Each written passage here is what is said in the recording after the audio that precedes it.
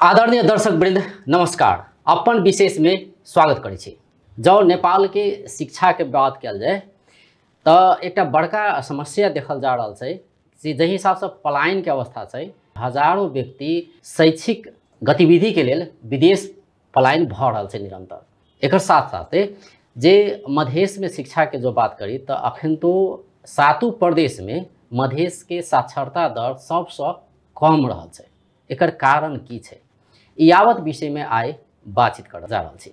अखन स्टूडियो में अतिथि के रूप में आयल छथि नवराज काफले। वो शिक्षाविद है, साथे वो विदेश में अध्ययनरत विद्यार्थी सबके अभिभावक संघ के अध्यक्ष है। सबसे पहले उनका स्वागत करै छी।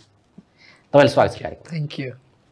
यो शिक्षा को कुरा गर्ने भने एउटा हामीमा के सोच छ भन्दाखेरि कलेज भन्दा पनि हामीले ठाउँ परिवर्तन गरिदिने हो भने राम्रो शिक्षा पाइन्छ भने एउटा सोच रहेछ। जस्तै जनकपुर धाममा जतिसुकै राम्रो कलेज भए पनि यदि मैले यो ठाउँ छोडेर काठमाडौँ जाने हो भने त्यहाँको शिक्षा गुणस्तर हुन्छ भन्ने एउटा सोच छ। त्यहाँको कलेज कस्तो छ त्यसको सरोकार चाहिँ हुँदो रहेनछ। जुन पछिल्लो समय भन्ने हो भने यदि केही फरक चाहिँ होला, तर त्यति तात्विक फरक छ र कि वास्तवमा काठमाडौँ गएपछि राम्रो शिक्षा पाइन्छ? त्यो यस्तो हुन्छ। त्यो हजुरले एकदम ठिक प्रश्न उठाउनु भयो। मैले पनि त्यो फिल गर्छु। त्यो काठमाडौँमा पनि छ। फेरि जबकि म भक्तपुर बस्छु, मैले मेरै आफ्नै परिवारको भाइ बहिनीहरूलाई सोधेँ काठमाडौँको लागि कलेजको लागि किन काठमाडौँ जान्छु, भक्तपुरमै राम्रो कलेज छ नि भनेर मैले सोध्दा होइन कलेज त काठमाडौँ नै पढ्ने हो भनेर। यो जनकपुरको मात्रै रोग होइन, यो भक्तपुरको मान्छे पनि काठमाडौँ गएर कलेज पढेको अवस्था छ। तर अघि हजुरले भन्नुभयो जस्तो समस्या चाहिँ के हो भने त्यो मानसिकताको समस्या हो। हामीलाई के हुन्छ भने यहाँदेखि त्यहाँ, त्यहाँदेखि त्यहाँ, अब जनकपुरबाट काठमाडौँ गयो भने, काठमाडौँबाट अस्ट्रेलिया गयो भने अथवा अन्त गयो अरू देशमा गयो भने त्यहाँका मान्छे पनि त बाहिर गइरहेछ नि त। काठमाडौँ फेरि बाहिर जान्छ। यो चाहिँ हाम्रो मानसिकताको उपज हो। त्यस्तो खासै केही होइन। तर अलिकति के हुन्छ भने त्यो इन्भाइरोमेन्ट बच्चाले नयाँ खोज्छ, नयाँ इन्भाइरोमेन्ट खोज्छ। अब हामी पनि मानव भएपछि मानवको गुण हामीसँग हुन्छ। नयाँ चिज अहिले म पनि जनकपुर घुम्न आइरहेको छु। यो गर्मी पनि मलाई रमाइलो लागिरहेछ नि त। त्यो भएर चाहिँ कतिपय उनीहरूले फरकपन खोज्दाखेरि चाहिँ यहाँभन्दा त्यहाँ गयो भने अलिक शिक्षा राम्रो हुन्छ नि। उसले अलिकति फ्रिडम पनि खोज्छ। यो त आफ्नो एउटा एरिया भयो। म 10औं 12औं वर्ष यहाँ पढिसकेँ, अब म अलिकति नयाँ ठाउँमा जान चाहन्छु भनेर उसले अब यहाँ +2 सकेका बच्चाहरू ग्रेजुएसन गर्नलाई तपाईँको चाहिँ काठमाडौँ जान सक्छ। तर त्यहाँ पनि फेरि +2 गरिसकेको बच्चाहरू अब म नेपाल बस्दिनँ है भनेर फेरि त्यहाँबाट चाहिँ विदेश पलायन। अघि हजुरले काठमाडौँ मात्रै हो नि, जनकपुरबाट पनि अब के छ भने सिधै जापान कतिखेर जाने, कहिले जाने भनेर चाहिँ यो चाहिँ समस्या। अस्ट्रेलिया कहिले जाने, क्यानाडा कहिले जाने होइन भन्दाखेरि त्यहाँसम्मको टार्गेट चाहिँ लिइरहेको अवस्था छ कि हामी त्यही गएर पढ्नुपर्छ भन्ने एउटा सोच चाहिँ देखिन्छ। त्यो यस्तो हुन्छ। अब हजुरको दुईवटा कुरा छ त्यसमा। म आफै पनि विदेशको अघि हजुरले परिचयमा पनि भन्नुभयो। अहिले हाम्रो बच्चाहरू करिब 70 देशमा बाहिर जान्छन् पढ्नलाई स्टुडेन्ट भिजामा। त्यो ठुलो लाखौँको भने लाखभन्दा बढी सङ्ख्यामा प्रत्येक वर्ष जानुहुन्छ। त्यो जानुको विविध कारणहरू छ। त्यहाँ पढ्नका लागि जानेको प्रतिशत असाध्यै थोरै छ। कोही थोरै प्रतिशत पढेर म नेपाल फर्किन्छु भन्ने होला, कोही केही प्रतिशत त्यहीँ बस्नको लागि PR सिटिजन्सको लागि जानुहुन्छ होला। त्योभन्दा केही प्रतिशतको कस्तो छ भने आर्थिक अवस्थाको कारणले पनि छ। म जनकपुर बसेँ भने मेरो राम्रो आम्दानी नहोला, काठमाडौँ गएपछि अलिकति राम्रो आम्दानी कहीँ ट्युसन पढाएर हुन्छ कि कलेज पढाएर हुन्छ कि स्कुल पढाएर हुन्छ कि 2 पैसा मैले कमाउन सक्छु भन्ने होला। त्यहाँ बसेका मान्छेलाई अस्ट्रेलिया अमेरिका जापान जानुको अर्थ चाहिँ के हुन्छ भन्दाखेरि त्यहाँ गयो भने 2-4 लाख कमाइ हुन्छ। मैले कमसेकम घर परिवार मेरो चाहिँ भाइ बहिनीहरू, मेरो चाहिँ बा आमालाई अलिकति मैले सहजता चाहिँ म महसुस गराउन सक्छु भन्ने हो। यो चाहिँ घुमिफिरी आउँदाखेरि के रहेछ भने यो आर्थिक, म चाहिँ फेरि अलिकति यो चाहिँ आर्थिक हेर्ने र आर्थिक व्यवस्थापनतिर चाहिँ अध्ययन पनि गरेको भएर मलाई चाहिँ कस्तो लाग्छ भने हजुरले जति गफ गरे पनि अल्टिमेटली त आर्थिक त जोडिन्छ। यो टिभी चलाउनु पनि त सबभन्दा पहिला त यो क्यामेरा किन्न पर्यो, त्यहाँ आर्थिक जोडिहालिन्छ। त्यो भएर चाहिँ आर्थिक उपार्जन नै मुख्य कारण हो। भनेपछि यहाँबाट काठमाडौँ जानु भनेको राम्रो शिक्षा पाइन्छ कि भन्ने एउटा जुन आम एउटा सोच छ त्यो सोचले गर्दा हो। र यहाँबाट चाहिँ विदेश जानु या भनौँ न अस्ट्रेलिया जाने सोच राख्नु या क्यानाडा जानु या अमेरिका जानु होइन या जापान जाने सोच राख्नु भनेको त्यो चाहिँ एजुकेसन होइन कि पैसा कमाउनु पर्छ भन्ने उद्देश्य राखेको हुनुपर्छ है अधिकतरमा। थोरै चाहिँ थोरै म पढ्छु पनि भन्ने हो, तर त्यो प्रतिशत असाध्यै थोरै छ। पढाइ सँगसँगै चाहिँ अथवा त्योभन्दा बढी प्राथमिकता चाहिँ आर्थिक कुरालाई दिएको देखिन्छ। अहिले हाम्रै विद्यार्थीहरू पनि संसारभरि जाँदाखेरि हामीले त्यो रिसर्च गरेर मैले नेपाल सरकारलाई चाहिँ हामी बसेर बेला बेलामा छलफल पनि गर्छौँ। त्यो हुँदाखेरि चाहिँ अहिले रिसर्चले के भन्छ भने मुख्य चाहिँ आर्थिक नै हो। चाहे तपाईँ अमेरिका जानुहोस्, अस्ट्रेलिया जानुहोस्, क्यानाडा जानुहोस्, जापान जानुहोस्, त्यहाँ उहाँहरूले पढाइ सँगसँगै अथवा पढाइ कतिले त पढाइलाई छोडेर अथवा पढाइबाट डाइभर्ट भएर पेसा व्यवसाय गरेर कामलाई नै बढी प्राथमिकता दिएर पढाइ बिगारेको पनि हामीसँग धेरै अनुभव छ। त्यसले गर्दाखेरि राज्यले चाहिँ समग्रमा के बुझ्नु पर्यो भने अहिले हाम्रो विद्यार्थीहरू चाहे जनकपुर छोड्नु, चाहे काठमाडौँ छोड्नु, चाहे देश छोड्नुको मुख्य उद्देश्य चाहिँ आर्थिक नै देख्छु मैले चाहिँ। मेरो अध्ययनले चाहिँ त्यही नै भन्छ, आर्थिक कुरासँग जोडिया छ। पढाइ भनेको केही हदसम्म अलिक ठाउँ फेरेपछि अलिक नयाँ चिजहरू केही पाइन्छ। अब यहाँभन्दा अब अलिक काठमाडौँका कलेजहरू अलिक ठुला घर होलान्, बाटा ठुला होलान्, स्विमिङ पुल ठुलो होला, टिचर केही न केही अब यहाँभन्दा अलिकति त्यहाँ रिटेन्सन रेट धेरै हुन्छ। टिचरै पनि भनौँ न, यहाँ पढाउनुभन्दा काठमाडौँ पढाउनु पाए हुन्थ्यो भन्ने हुन्छ टिचरै पनि। तर एउटा आरोप चाहिँ सरकारमाथि लाग्ने गरेको छ नि होइन, कि नेपालमा एजुकेसन राम्रो भएन, त्यही भएर यहाँका युवाहरू बाध्य भएर विदेश पलायन हुनु परेको छ या ठाउँ छोड्नु परेको छ, आफ्नो गाउँठाउँ छोड्नु परेको छ, एजुकेसन राम्रो भएन। त्यो चाहिँ 100% सत्य होइन होइन? होइन, त्यो होइन। त्यो किन होइन भन्छला भने हाम्रै बच्चा हो नि त। हाम्रो बच्चाहरू बेलायतमा नर्स पनि हाम्रै बच्चा छन् होइन र, अमेरिका डक्टर पनि हाम्रै बच्चा छन्, अस्ट्रेलियामा सेफ पनि हाम्रै बच्चा छन्, क्यानाडामा इन्जिनियर पनि हाम्रै बच्चा छन् होइन र। पढाइ नै कमजोर भएको भने 12सम्म त यहीँ पढायो नि त होइन र। 12 कक्षा सकेर एउटा बच्चा अमेरिका गएर त्यहाँको युनिभर्सिटी टप गर्छ भने उसको जब त नेपालले नै बसाएको नि होइन र। पढाइ हाम्रो नराम्रो होइन, तर एउटा चिज चाहिँ ग्याप चाहिँ मैले कहाँ देख्छु भने हाम्रो करिकुलम जुन हामी पढाउँछौँ र त्यो र हाम्रो मार्केट चाहिँ कस्तो भइसक्यो भने असाध्यै त्यो व्यवहारिकतामा गइसक्यो, व्यवहारमुखी भइसक्यो। तर हाम्रो पढाइ चाहिँ कस्तो भयो भने त्यो पुरानै चिज मैले जुन पढिरहेको छु सिलेबस, मेरो छोरीले पनि अहिले त्यही चिजलाई फलो गर्नु भइरहेछ। तर त्यो त चेन्ज त हुनु पर्यो नि त। अनि के हुन्छ समस्या त्यसको भन्छला भने एउटा बच्चाले ग्रेजुएसन गर्यो, पोस्ट ग्रेजुएसन गर्यो, तर ऊ भोलि मार्केटमा जाँदाखेरि ऊ मार्केट अनुसारको उसको सर्टिफिकेट सेलेबल पनि हुँदैन र उसले आफ्नो पढाइको मेहनत अनुसारको उसले त्यहाँ रोजगारी पनि पाउँदैन र त्यो अनुसारको आम्दानी पनि पाउँदैन र ऊ फ्रस्ट्रेसन हुन्छ र उनीहरूले अल्टरनेटिभ खोज्छ। अहिले इभन डक्टर्सको हेर्नुहोस्, टिचर्सको म संस्था चलाइरहेको छु, म स्कुल चलाउँछु युरोकिड्स इन्टरनेसनल। मलाई टिचर्स रिटेन गर्न साह्रै गाह्रो छ। महिनामा एकजना टिचरलाई चाहिँ खादा लगाएर स्वागत गर्नु परिरहेको छ। विदाई तुरुन्तै हुन्छ।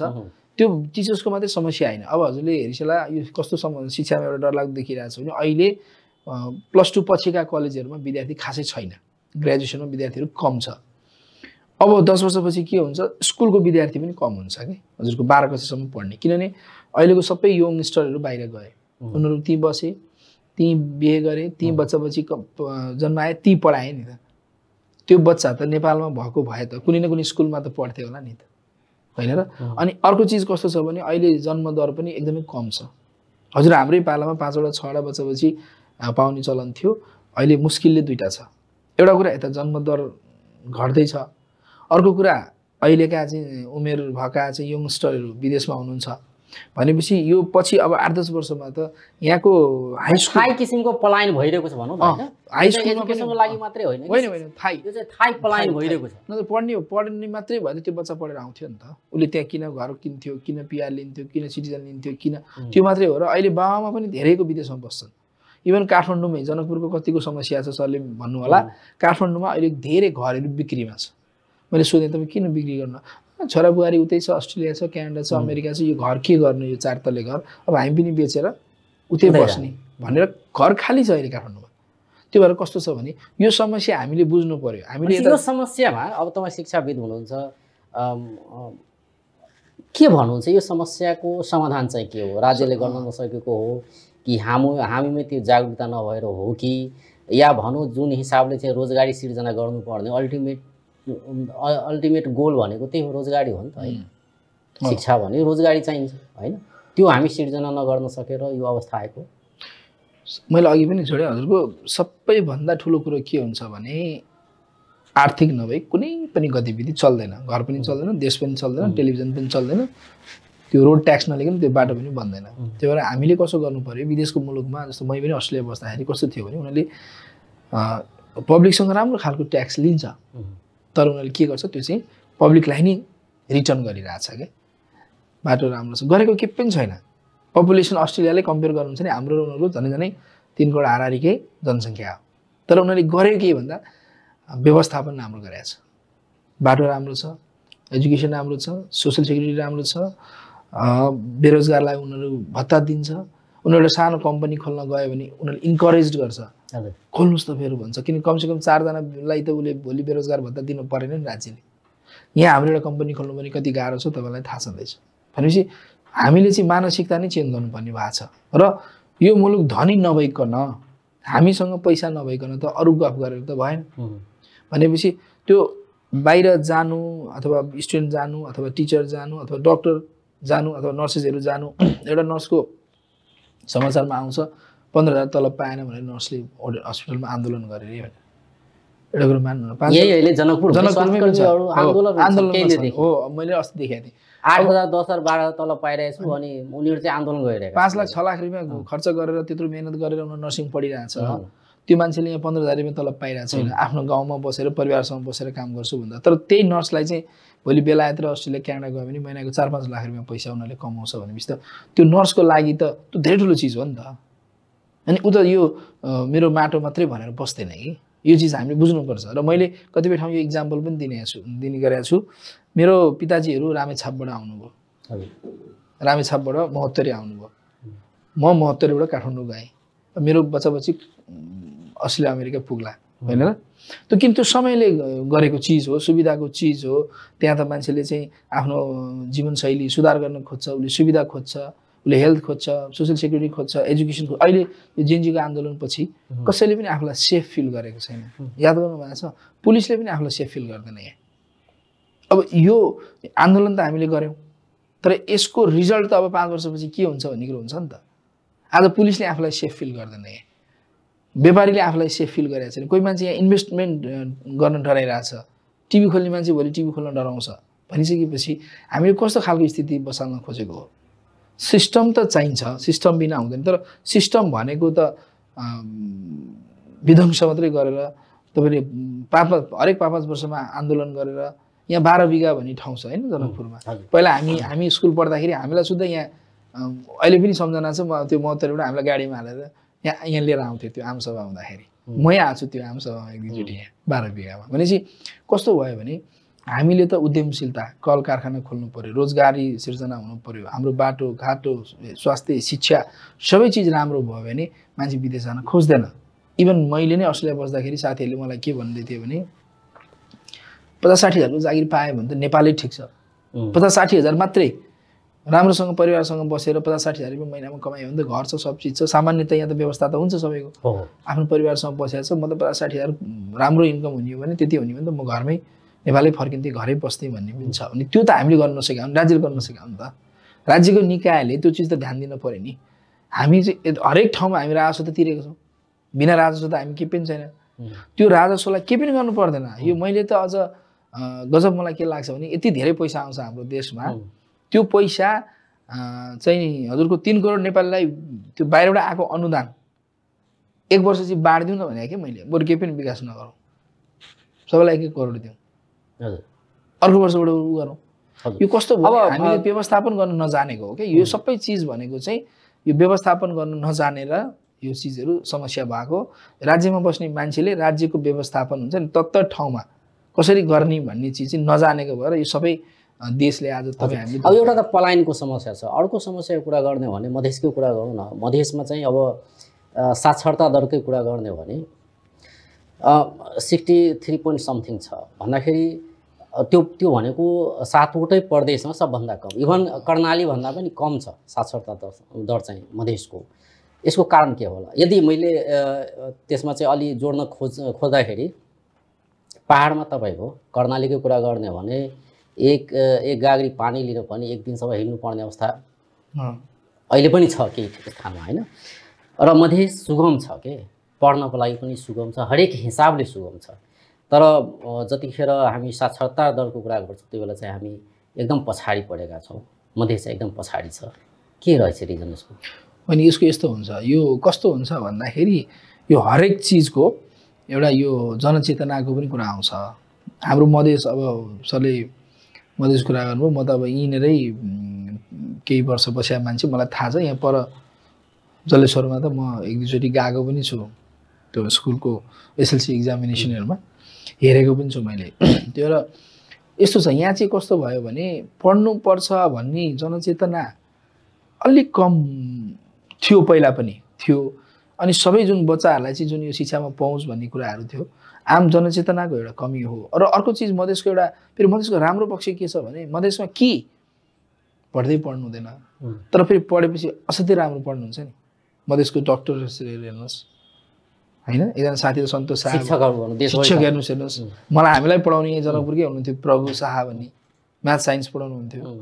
अहिले हाम्रो डक्टर साथी हुनुहुन्छ सन्तोष शाह भन्ने, डिएम हो पेडियाट्रिक्स, फर्स्ट मान्छे हो नेपालको पेडियाट्रिक। त्यो धेरै मधेसबाट भनौँ न यस्तो राम्रो ब्रेनहरु चाहिँ बाहिर चाहिँ गजब छ, पलायन भयो भन्नु नि, गजब छ। अनि पढेको बहुत पढेको राम्रो मान्छेहरू चाहिँ मधेसबाट बाहिर जानुभयो, पहाडी एरियातिर अथवा काठमाडौँतिर अथवा सहरी एरियातिर जानु भएको छ। र यहाँ चाहिँ तपाईँको कस्तो भयो भने हुनुहुन्छ आउने, जस्तो अब हाम्रो अस्ति ओम मूर्ति अनिल हाम्रो महत्तरीकै हो होइन, उहाँ पनि आएर बेला बेला पनि गरिरहनुहुन्छ। तर के छ भने असाध्यै यहाँको फेरि मलाई असाध्यै के मनपर्छ भने पढ्दाखेरि असाध्यै राम्रो विद्यार्थी, असाध्यै मेहनत, साइन्स म्याथ त सधैँ राम्रो हुन्छ यहाँको मधेसको साथीहरूको, सरहरू टिचरहरू हामीलाई पढाउनुहुन्छ। बाहिर काठमाडौँमा पनि यहाँको सरहरूले गएर पढाउने हो, तर अलिकति उहाँको पनि यहाँसँगको जुन सम्पर्क अलिक कम होला। र अर्को चाहिँ अब साक्षरता दर चाहिँ कम हुनुको कारण चाहिँ एउटा आर्थिक पाटो पनि हो कि जागरुकता छैन भने जागरुकता किन नभएको? जागरुकता राज्य लाग्नु पर्दो रहेछ कि यसमा चाहिँ, राज्यले त्यसमा खर्च गर्नु पर्यो, जागरुकता राम्रो गर्नु पर्यो, स्कुल कलेजहरू त्यो अनुसार व्यवस्थापन गर्नु, शिक्षक व्यवस्थापन त्यो अनुसार गरिदिनु पर्यो होइन। अनि आर्थिक पनि अलिकति हजुरले अघि भने जस्तो आर्थिक पनि अलिकति मान्छेको उठाएन भने के हुँदो रहेछ भने पढाइलाई चाहिँ मान्छेले जेनरली, किनभने पहिलो आयामिक गरिबी जुन दर छ त्यो पनि बढी छ, पहिलो प्राथमिकतामा राख्दैन पढाइलाई। मान्छे त पहिला त बाँच्नु पर्यो, बाँच्नलाई त खान पर्यो, अनि खानलाई त छोराछोरी हुन्छन्, अनि उनीहरूलाई चाहिँ त्यो साउको घर पठाएर भए पनि, त्यहाँ काम गराएर भए पनि 2-4 हजार रुपियाँ लिएर पनि यता बाबामा पालिरहेछ, उता घर चलाइरहेछ उसले। अनि त्यो पढाइ त्यसरी पनि ब्रेक भएको छ मधेसमा अलिकति। तर अब यो तपाईँ हामी सबै अब न आज हामीले यो कार्यक्रम गऱ्यौँ, अब हामी भने त यसै कुरा उठाउने मान्छे न हो, हामी सामाजिक मान्छे, हजुरहरू पनि टेलिभिजनबाट कुरा उठाउने हो। तर सम्बन्धित निकाय अहिले त चाहिँ नगरपालिका, उपमहानगरपालिका, महानगरपालिकाहरू छ, यहाँका स्टेक होल्डरहरू हुनुहुन्छ, यहाँ पनि हाम्रो संस्थाहरू छ, अभिभावक निकायहरू त छन् नि, निकायहरू छन् त। तत्त निकायले त काम गर्नु पर्यो नि त। त्यो कागजमा मात्रै काम गरेर चाहिँ त्यो घोषणा गरेर दिशामुक्त क्षेत्र भनेर घोषणा गरेर चाहिँ त्यसकै छेउमा चाहिँ हेरि नसक्नु पनि देखाएको छु मैले कहीँ। यस्ता स्थितिहरू छन्।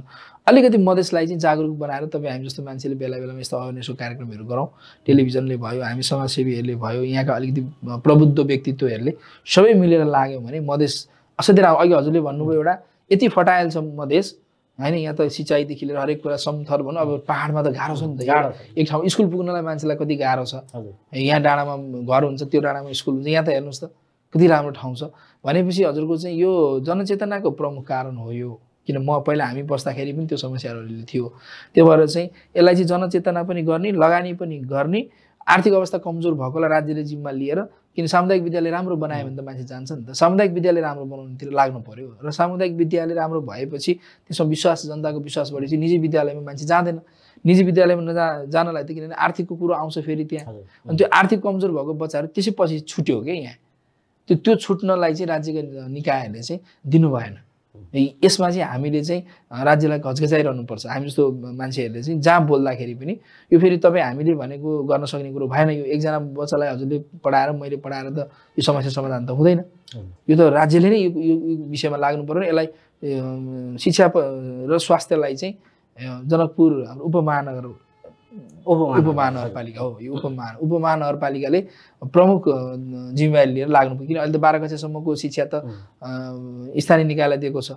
स्थानीय निकायका मेयर साहबदेखि लिएर त्यहाँ चाहिँ शिक्षा समिति हुन्छ, त्यहाँ चाहिँ शिक्षाका हाकिमहरू हुन्छन्, उपसचिवहरू हुन्छन्, त्यो शिक्षा विभाग छ, त्यो विभाग लागेर चाहिँ यो सबै डाटा लिएर कहाँ के समस्या छ, को विद्यार्थी चाहिँ अहिले पनि विद्यालयको शिक्षाभन्दा पहुँचभन्दा बाहिर छन्, उनीहरूलाई चाहिँ विद्यालय शिक्षामा ल्याउने काम त राज्यको हो नि त। राज्य भनेको अहिले नगरपालिका हो, उपमहानगरपालिका हो भनेपछि त्यो जनकपुर नगरपालिकाले चाहिँ त्यो काम, उपमहानगरपालिकाले त्यो काम गर्नुपर्छ। तपाईँ हामीले चाहिँ बरु देखाइदिने हो, यहाँ यति छ, यस्तो छ, यस्तो छ, यस्तो अवस्था छ है जनकपुरको। अहिले हाम्रो यो उसबाट पनि त्यो निकाय नै पहिला जागरुक हुनै पर्यो, जागरुकता फैलाउनु पर्छ भन्ने कुराको जागरुकता उसमै पहिला अहिले त कस्तो छ, पहिला चाहिँ त्यो सिनेमा एउटा लाग्दाखेरि तपाईँको टेम्पोमा चाहिँ फलानु सिनेमा चलिरहेछ फलानु हलमा भनेर माइकिङ हुन्थ्यो नि त।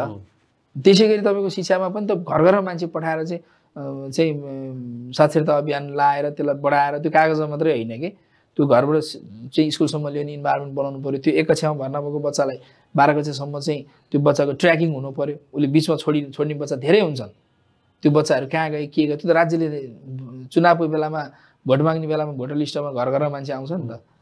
तपाईँको 4 जना हुनुहुन्छ, नाम थप्नुपर्छ कि फेरि आउने बेला भयो होला। हजुर, अब तपाईँको कुरा गर्ने हो भने तपाईँ शिक्षाविद मात्रै होइन, अन्य थुप्रै सङ्घ संस्थामा आबद्ध पनि हुनुहुन्छ होइन, एजुकेसन सेक्टरमा। र एउटा चाहिँ युडो किड्स भनेर युडो किड्स इन्टरनेसनल भनेर त्यसको फ्रेन्चाइज त्यो छ होइन, त्यसमा पनि हुनुहुन्छ। के रहेछ यो चाहिँ, कस्तो खालको स्कुल हो त्यो?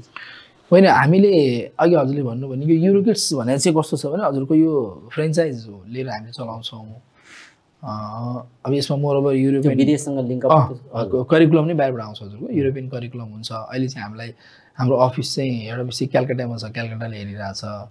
नेपालमा अहिले करिब 30वटा जति युरो किड्स छन्, काठमाडौँ, ललितपुर, भक्तपुर र भ्याली बाहिर पनि छन्, 30वटा छन्। संसारभरि 1400वटा छ यो स्कुल। यो चाहिँ कस्तो छ भने अहिलेको समय सुहाउँदो, अहिलेको बच्चाले सिक्ने तरिका त फरक छ नि त। इभन मेरो ठुलो छोरी 9मा पढ्नुहुन्छ, उहाँले सिक्ने तरिका र सानो छोरी नर्सरीमा पढ्नुहुन्छ, उहाँहरू दुईजनाको बिचको पनि ठुलो एउटा खाडल छ। त्यो खाडल कसरी मेन्टेन गर्ने, उसले बुझ्ने तरिका र उसले बुझ्ने तरिका त फरक छ नि त भनेर त्यो करिकुलम नै उनीहरूले चाहिँ हरेक 3 वर्ष 4 वर्षमा रिभाइज गरेर अब संसार त अहिले ग्लोबल भिलेज भइसकेको छ, यहाँको मात्रै कुरा पढेर पनि हुँदैन।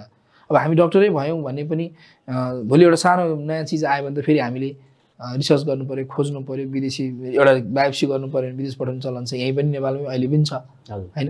भनिसकेपछि के छ भने ग्लोबल भिलेजको रूपमा हामीले चाहिँ बाहिरको शिक्षालाई पनि बुझ्नु पऱ्यो। बाहिर त्यो पढेर बाहिर जाने भन्ने होइन नि त, मान्छे बाहिरको शिक्षा पढ्ने बित्तिकै विदेश जान्छ भन्ने त होइन। तर त्यो करिकुलम नै हाम्रो विदेशबाट बाहिरकै शिक्षा नेपालमा दिनु पऱ्यो, त्यो स्ट्यान्डर्डको हुनु पऱ्यो। ऊ भोलि विदेश जाला नजाला नेपालमा बसेर नि त उसले भोलि विदेशीसँग काम गर्नु पर्ला, डोनेसन ल्याउनु पर्ला, यहाँको एजुकेसन राम्रो एजुकेसन देला।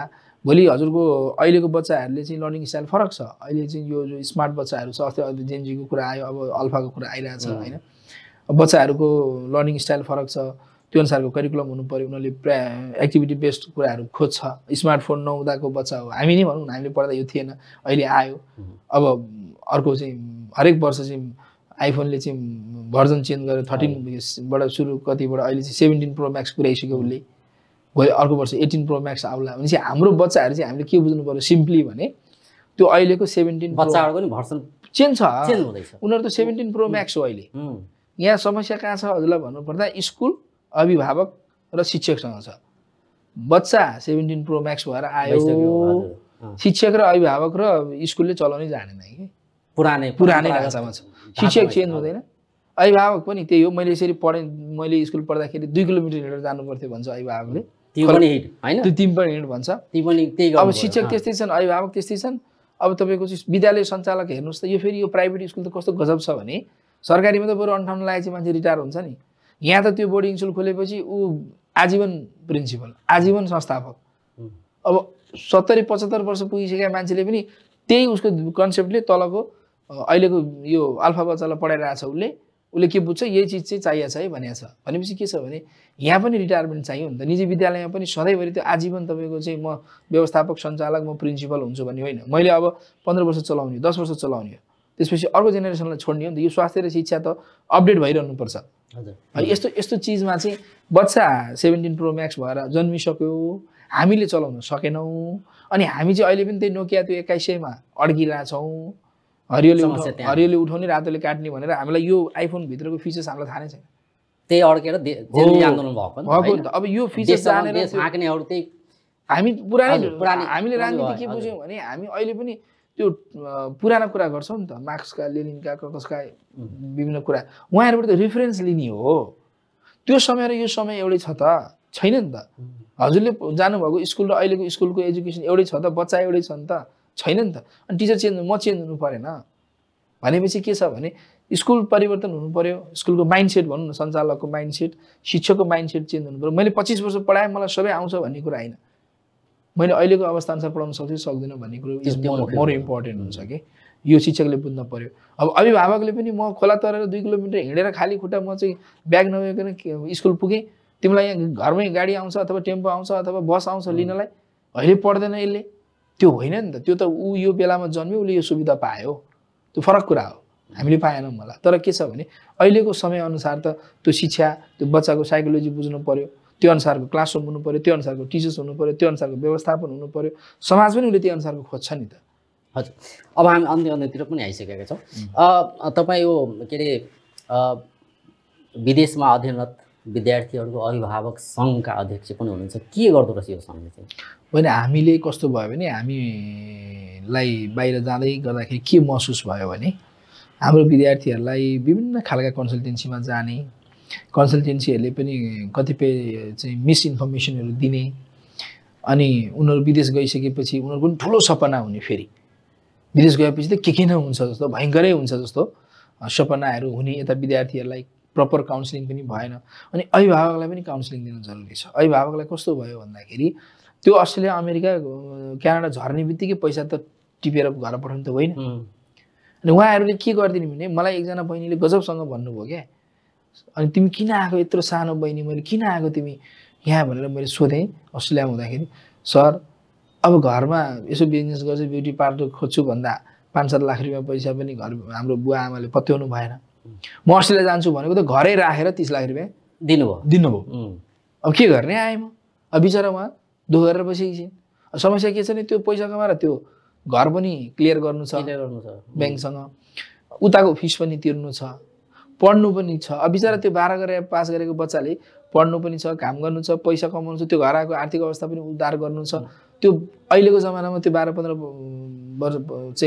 वर्षका केटाकेटी भनौँ न, कति उमेर हुन्छ 17-18 वर्षका केटाकेटीलाई त वास्तवमा त्यस्तो धेरै तपाईँ हामी जस्तो मेहनत दुःख गरेर यिनीहरू आएका पनि छैनन्।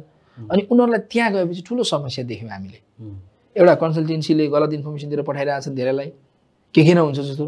एउटा बुवा आमाको ठुलो इच्छा, अर्को कुरो विद्यार्थी पनि नबुझिरहेको छ। हरेकको आर्थिक अवस्था फरक हुन्छ नि त। हजुरको घर छोरा को अस्ट्रेलिया जानु र मेरो छोरा अस्ट्रेलिया जानुमा त फरक हुन्छ। तपाईँको आर्थिक अवस्था राम्रो होला, 6 महिना फिस तिर्न सकेन भने तपाईँले 4 लाख रुपियाँ पठाउनु होला, मैले नसकौँला होइन र। तपाईँ र मेरो छोराको पढाइको स्ट्यान्डर्ड फरक होला। हामी के सोच्यौँ भने छिमेकीले पठायो त आफन्तले पठायो भने चाहिँ यसलाई नि पठायो, उसले 4 लाख पठायो, गाउँ समाजले के भन्ला होइन भनेपछि चाहिँ अनि उसले उहाँ पुगेपछि त पैसा छँदैछ, केटोले पठाइहाल्छ भनेपछि त्यो आर्थिक अवस्था हरेक घरको फरक हुन्छ, विद्यार्थीको स्तर पनि फरक हुन्छ, पढाइको स्तर फरक हुन्छ। विदेश गएपछि के नहुन्छ भन्ने छ नि त यहाँ त। त्यो होइन, अब मैले त देखेर बसेर भोगेर आइसकेको मान्छे हो। त्यो कस्तो भने अनि यो सबै देखेपछि होइन, यो त तत्त ठाउँमा जस्तो कन्सल्टेन्सीहरूलाई नि मोनिटरिङ गर्नु पर्यो, अभिभावकलाई पनि सम्झाउनु पर्यो होइन, विद्यार्थीलाई पनि तिमी जानुभन्दा पहिला यो सबै चिज बुझ है, यसको अप्ठ्यारा यो छन् भनेर सम्झाउनु पर्यो। अब सबै चिज सम्झाउँदै पनि अब कोही मान्छे जान्छ खाल्टो देख्दै भने त हामीले के गर्न सकेनौँ। तर हाम्रो संस्था, तपाईँहरूको सङ्गठनको जुन काउन्सिलिङ चाहिँ के हुन्छ, विदेश जानुपर्छ भन्ने छ ध्येय चाहिँ छ कि होइन, जानुहुन्न, नेपालमै केही गरौँ, नेपालमै पढौँ, के चाहिँ हो मेन ध्येय चाहिँ? हामीले यहाँ गइसकेकालाई संरक्षण गर्ने हो। हाम्रो ठ्याक्कै हामीले जानु हुँदैन भन्ने पनि समस्या हुँदो रहेछ क्या यहाँ। अब उनीहरूको सबै त्यो घरको आर्थिक अवस्था हामीले बनाउने होइन। हामीले चाहिँ तपाईँहरू कोही जानुहुन्छ भने, जस्तो मलाई एकजनाले विदेश पठाउनु पर्यो छोरो भन्नुभयो, डिएसपीले, पुलिसको डिएसपी साहब। अनि मैले किन पठाउने भनेर सोधेँ। अनि के गर्दा राम्रो, मैले 3टा कुरा गरेँ। तपाईँ पढ्न पठाउने हो कि कहाँ पठाउने भन्नुभयो मलाई, अनि कुन मुलुक पठाउने भन्नुभयो। अनि मैले उहाँलाई सोधेँ, तपाईँ पढ्न पठाउने हो कि पढेर फिर्ता आओस् छोरो भन्ने लाग्छ कि तपाईँ पैसा कमाउन पठाउने हो कि? त्यो अनुसार देश छ नि त यहाँ त होइन। तपाईँ चाहिँ होइन पढोस् पनि उतै बसोस्, पिआर सिटिजन्स लियोस् भन्ने छ कि? तपाईँ कुन उद्देश्यले पठाउन खोजेको भनेर मैले सोधेँ उहाँलाई। सोधेपछि होइन यो एउटै छोरो छ, राम्रै छ यतातिर, यो पढेर आओस् न भनेपछि उहाँलाई मैले अमेरिकाको एकजना युनिभर्सिटीको नामहरू रेकमेन्ड गरेँ कि यहाँ त कस्तो छ भने तपाईँको आवश्यकता अनुसारको देश छन्, आर्थिक अवस्था छ, पढाइ लेखाइ छ, त्यहाँका युनिभर्सिटी छन्। अब भोलि उही नै बस्छु भन्दाखेरि त फेरि त्यो अनुसारको पिआर सिटिजन्स हुने खालका कोर्सहरू हेरिदिनु पर्यो, पिआर लिडिङ कोर्सहरू हेर्नु पर्यो भनेपछि विविध खालका चाहिँ हामीले चाहिँ अभिभावकलाई पठाउनुभन्दा पहिला अभिभावकले बुझ्नुहोस्। त्यसपछि विद्यार्थी पनि 12 कक्षा पास गरेको विद्यार्थी सानो विद्यार्थी हुँदैन, उसले पनि बुझ्नु पर्यो। र कन्सल्टेन्सीहरूले पनि तपाईँहरू जे पनि हुन्छ, एउटा बच्चा आएको छ म 12 पास गरेँ भनेको छ, उसको डकुमेन्ट के छ हेरेको छैन, आर्थिक अवस्था के छ हेरेको छैन, उसको पढाइ लेखाइ के छ हेरेको छैन, तपाईँ उड्नुभयो भनेको छ। अब 12 कक्षा पास गरेको बच्चालाई तपाईँ उड्नुभयो भने ऊ त दङ्ग पर्ने फुरुक्क पर्ने हो नि त भनेपछि। अनि विभिन्न खालका त्यहाँ चाहिँ गतिविधिहरू जुन तपाईँहरूको मिडियाले पनि बेला बेलामा बजाइरहन्छ, कन्सल्टेन्सीले जुन गर्ने खालका एक किसिमको बदमासीहरू, त्यो कामहरू तपाईँहरू नगर्नुहोस् भनेर उहाँहरूलाई पनि हामीले अलिकति सम्झाउने कामहरू गरेका छौँ। अभिभावकलाई पनि काउन्सिलिङ छ, हाम्रो फेसबुक पेज छ, त्यहाँ धेरै साथीहरू जोडिनुहुन्छ। त्यहाँबाट हामीलाई कसैले चाहिँ पर्सनली पनि अब यस्तैबाट च्यानलहरू, फोन नम्बरहरू हाम्रो सबै अभाइलेबलै हुन्छ। अब हामीसँग आइपुग्नु भएका देशभरिका मान्छेलाई, हामीसँग सोध्नुभएका अभिभावकहरू, विद्यार्थीहरूलाई हामीले काउन्सिलिङ गर्छौँ। विदेशमै पनि भएर कोही अप्ठ्यारो परिरहेका हुन्छन्, उहाँहरूलाई चाहिँ हामीले के गर्छौँ भन्दाखेरि त्यहाँको एनआरएनएसँग समन्वय गरेर, त्यहाँको एम्बेसीसँग समन्वय गरेर, त्यहाँको समाजहरू हुन्छन् नि त, जस्तो जनकपुरको समाज अस्ट्रेलियामा पनि हुन्छन्, समाजहरूसँग हामीले के गर्न सक्छौँ। कसैको चाहिँ रोजगारी भएन भने यसो काहीँ हामीले भन्दै एउटा कुनै रेस्टुरेन्टमा काम लाग्नु पो सकिन्छ कि, त्यो खालका कामको व्यवस्थापन। काहीँ कलेजहरूले बदमासी गरेर ती पनि हुन्छ नि त, त्यहाँ पुगिसकेपछि पनि बदमासी हुन्छ, त्यो ठाउँमा चाहिँ त्यहाँ कुरा उठाइदिने। अनि कन्ट्री कोअर्डिनेटरहरू छ हाम्रो, जस्तो हरेक देशमा एउटा चाहिँ रिप्रेजेन्टेटिभ जस्तो हुनुहुन्छ, उहाँहरूले त्यहाँ बसेर हेर्नुहुन्छ, रिपोर्टिङ हुन्छ, हामी सरकारसँग काम गर्छौँ, अनि हामीले उहाँबाट रिपोर्टिङ लिन्छौँ, हामीले उहाँहरूलाई प्रेसर दिन्छौँ। त्यो खालको एउटा समन्वय के कति हामीले गर्न सक्छौँ। यो त कम्प्लिटली भोलिन्टियर संस्था हो, कुनै राज्यसँग कुनै सेवा सुविधा लिएको संस्था होइन, कहीँबाट फन्डिङ आउने पनि होइन।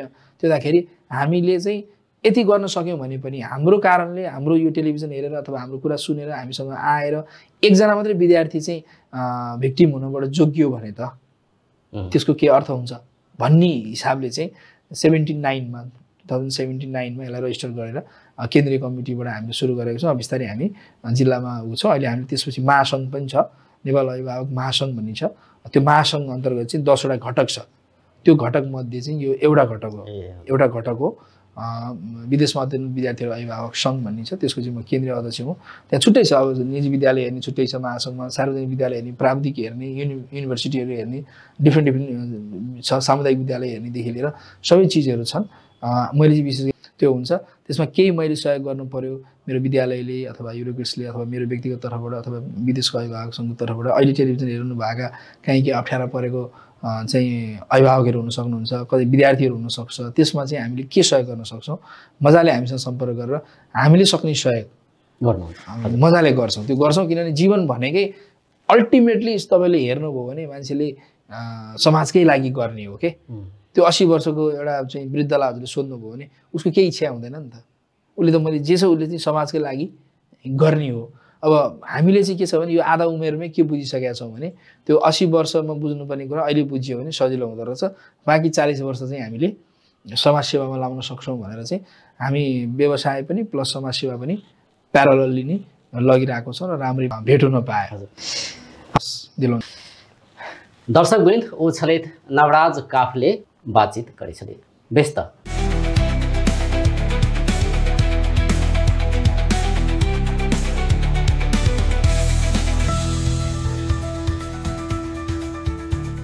आदरणीय दर्शकवृन्द नमस्कार, अपन विशेष में स्वागत करै छी।